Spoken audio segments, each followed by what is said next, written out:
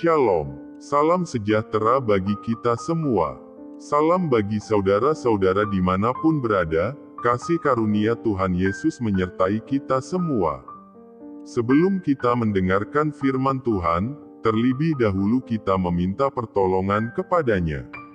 Mari kita berdoa. Bapa kami yang ada dalam sorga, Bapa yang kami sapa Bapa dalam anakmu Yesus Kristus.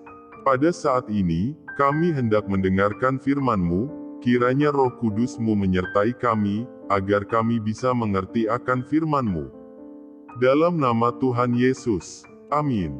Pada saat ini kita akan mendengarkan sabda Tuhan, dari kitab Filipi, pasal 2, ayat 1-11.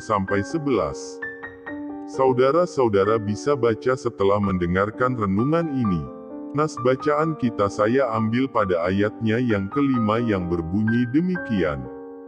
Hendaklah kamu dalam hidupmu bersama, menaruh pikiran dan perasaan yang terdapat juga dalam Kristus Yesus.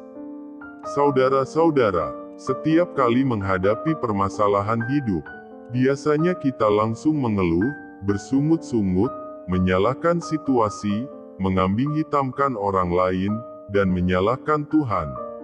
Ini menunjukkan kita memiliki cara pandang yang salah terhadap rancangan Tuhan.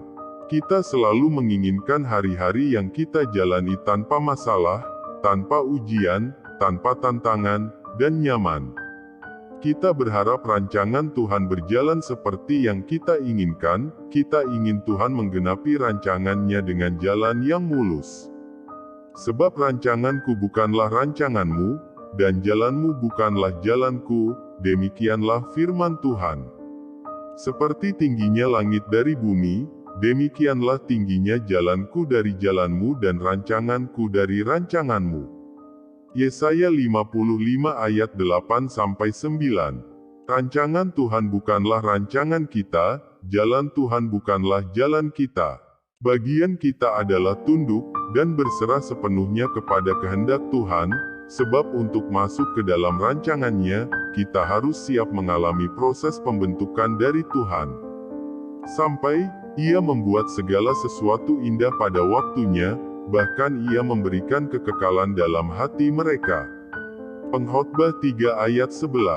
Rancangan Tuhan selalu baik adanya, namun dalam prosesnya terkadang kita harus mengalami hal-hal yang tidak enak dan tidak nyaman. Kalau kita memberontak kepada Tuhan saat diproses, maka proses yang harus kita jalani justru akan berlangsung lama, seperti yang dialami bangsa Israel. Supaya kita kuat dalam menjalani proses, kita harus menaruh pikiran dan perasaan yang terdapat juga dalam Kristus Yesus. Ayat Nas. Di dalam Kristus, ada penundukan diri kepada kehendak Bapa, kerendahan hati, kasih dan belas kasihan.